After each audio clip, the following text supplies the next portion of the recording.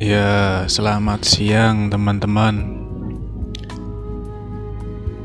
Jadi hari ini saya ada di area atas ya, di mall Aeon Makuhari. Jadi dia di atasnya tuh ada kayak taman ya, di lantai 3, di luar ya, outdoor. Sampean bisa lihat ya pemandangannya. Alhamdulillah ya, cuacanya bersahabat, jadi ya mendung, cuma nggak begitu dingin, masih enak buat dipakai duduk bersantai ya teman-teman ya. Nah, saya ingin membahas ya ciri-ciri orang yang hidupnya damai, tenang ya, sepengetahuan saya selama saya hidup di dunia ini teman-teman ya. Yang pertama itu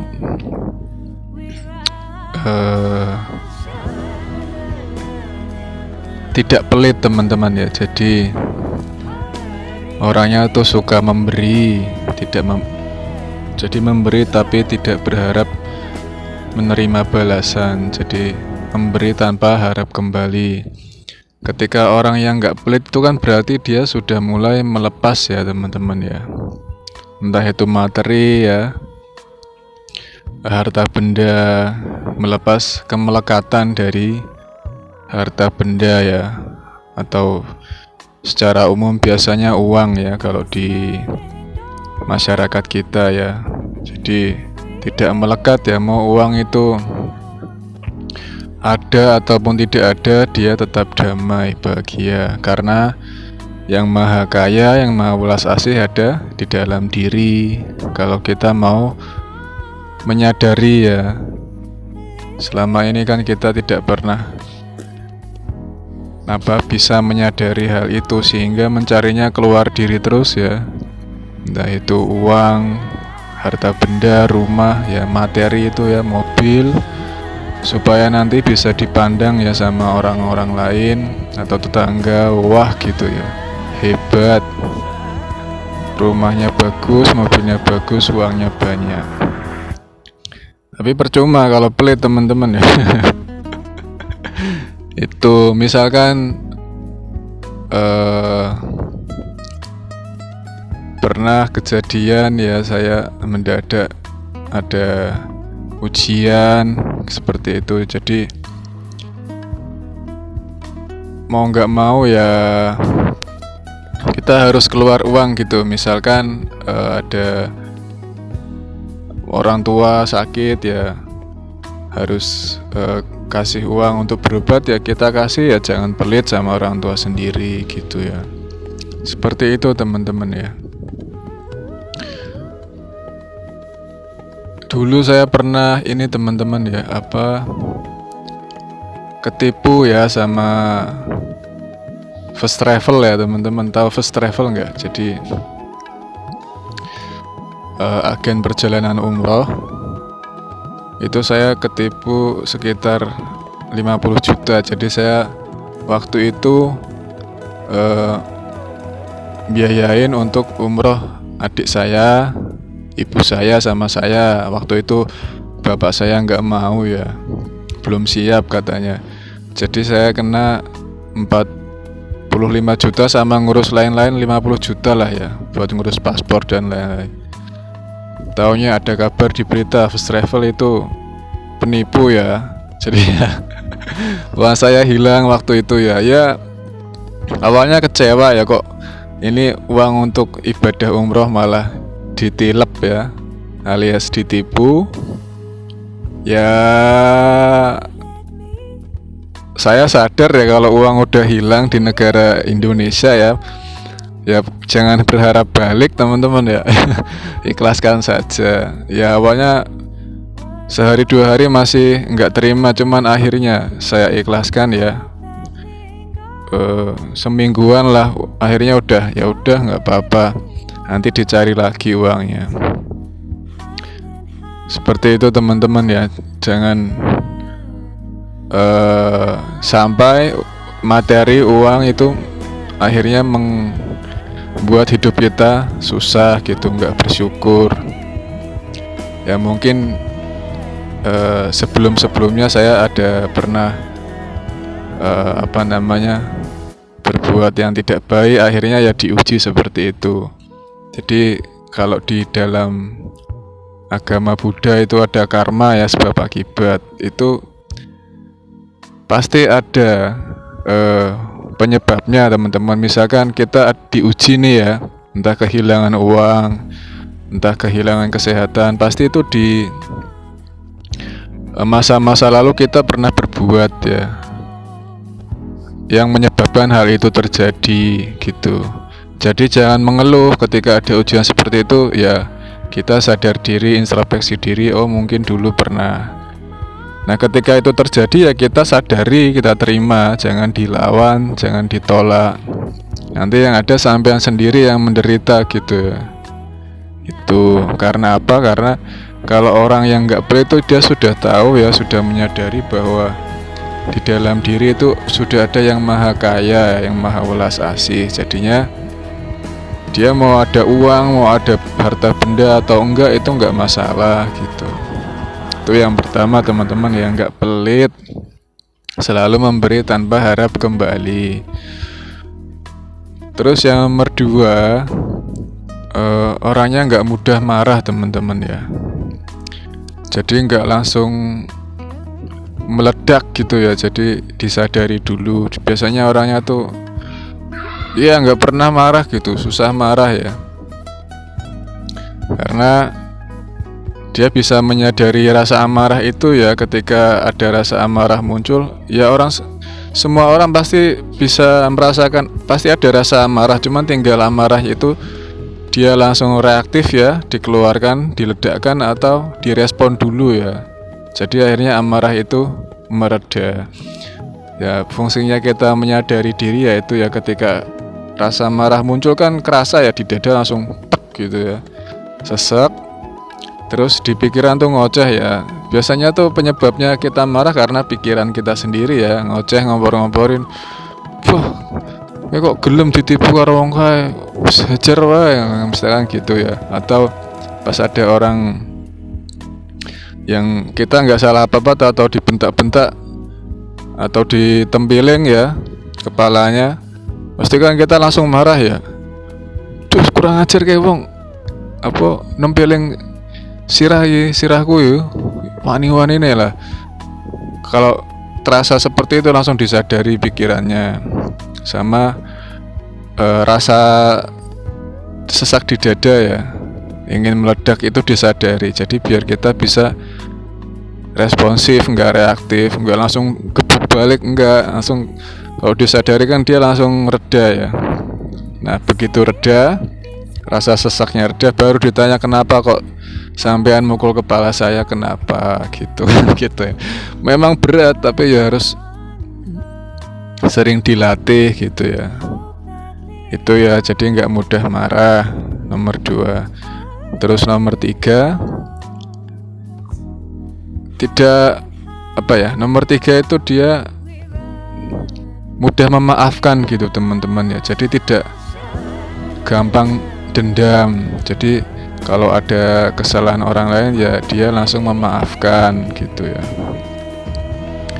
Terus soalnya kalau kita nggak memaafkan, terus kita menyimpan dendam ya seperti kita minum racun sendiri ya, minum racun tapi berharap orang lain yang meninggal gitu. Ya kan nggak mungkin ya, kita yang minum racun tapi berharap orang lain yang kita benci yang meninggal, itu kan nggak bisa. Makanya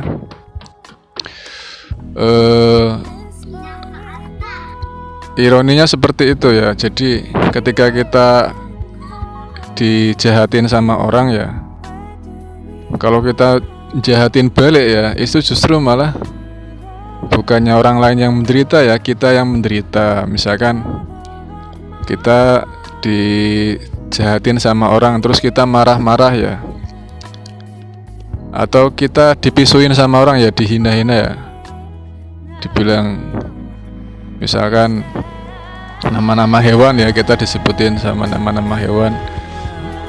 Nah kita balik ya, misuh-misuh ya, marah-marah itu justru malah bukannya seri ya teman-teman ya, tapi justru malah kita yang kebobolan ya. Jadinya bukannya 0-0 tapi 1-0 ya, sampean malah kalah sama yang itu, yang mancing-mancing marah itu. Karena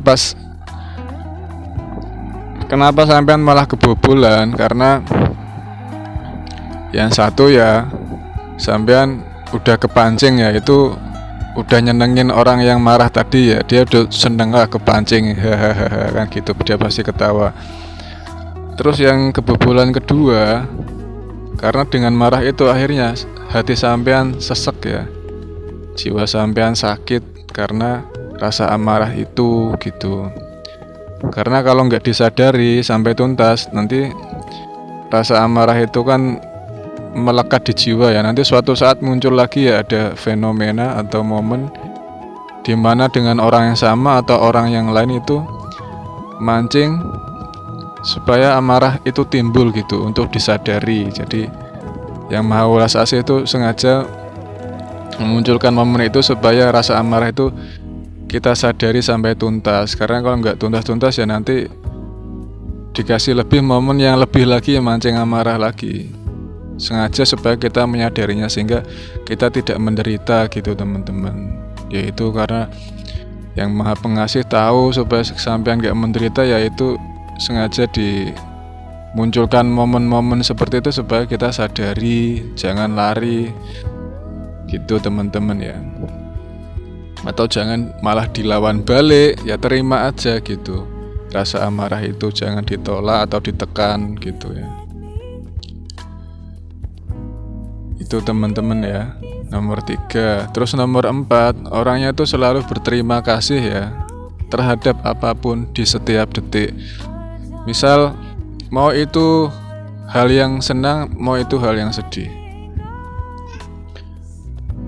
Misalkan kita lagi kerja ya, tahu-tahu ada senior ya, yang kalau di tempat kerja saya itu ya, di pabrik, seniornya biasanya udah nenek-nenek ya, cuma garang ya, dia kayak seperti singa, jadi dia raja hutannya di pabrik itu ya. Kalau sudah senior,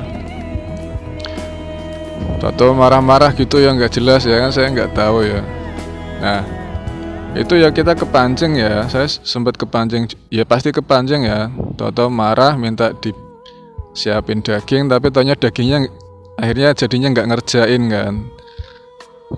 Terus orangnya tuh teriak-teriak gitu loh, akhirnya kan dada saya kan naik ya, sesek ya, jadi ada rasa marah. Terus pikiran saya ngoceh, iki wong piye sih njaluk iki tapi malah ora digarap, malah kon balik ke meneh, priyo sih wong. Jadi ini gimana sih, orang tadi minta daging ini suruh ngerjain malah nggak jadi gitu. Jadi di pikiran saya ngoceh itu. Nah itu langsung saya sadari, begitu rasa itu muncul ya, pikiran itu muncul, rasa sesek muncul, saya diem,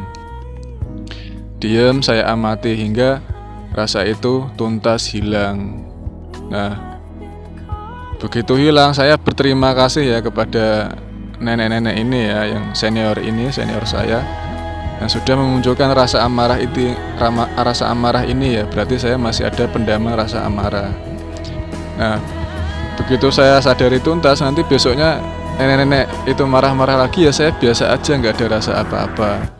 Nah begitu misalkan kita ada momen yang sama tuh, kita udah nggak ada rasa sama sekali sama orang yang sama ini ya, akhirnya kita damai ya. Nah nanti bacanya berubah sendiri ya, nenek-neneknya tuh tato berubah baik sendiri, padahal kita nggak nyuruh diam ya, nggak ngomong apa-apa ya, cuman ketika kita merubah apa yang ada di dalam diri ya, jadi yang rasa amarah itu kita amati, akhirnya berubah, hilang, reda. Nanti yang memicu amarah ini ya, nanti dia juga berubah balik gitu. Tato baik aja gitu teman-teman ya, yang biasanya nggak nyapa tato nyapa gitu. Ya aneh sih, tapi emang itu kenyataannya. Jadi yang awalnya teriak-teriak, jadi sekarang tuh ngomongnya sopan gitu kalau sama saya ya. Ya karena saya sudah sadari rasa amarah ini ya, ketika nenek-nenek ini memancing momen itu gitu. Ketika dia marah, saya lagi nggak ada salah apa-apa, ya diem dimarah-marahin. Akhirnya ya saya sadari, saya nggak balik marah, saya sadari, saya diem, langsung diem, melihat ya, mengamati pikiran dan perasaan itu ya yang ada di dalam diri saya. Begitu reda, besoknya neneknya marah ya nggak ngaruh ya, nggak kerasa apa-apa, biasa aja, saya malah senyum-senyum aja ya. Ya saya balas, hai Wakarimasta, ya saya ngerti, yang mana gitu. Jadi kita responnya lembut gitu ya. Ya taunya besoknya orangnya baik ya, nggak teriak-teriak lagi kalau sama saya gitu.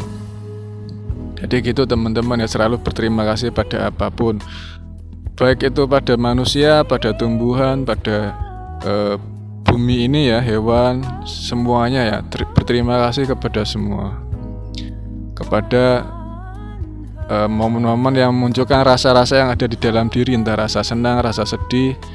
Ketika rasa-rasa itu muncul kan langsung kita sadari ya, begitu hilang kita terima kasih kepada yang memunculkan rasa-rasa itu gitu teman-teman ya. Terus yang kelima,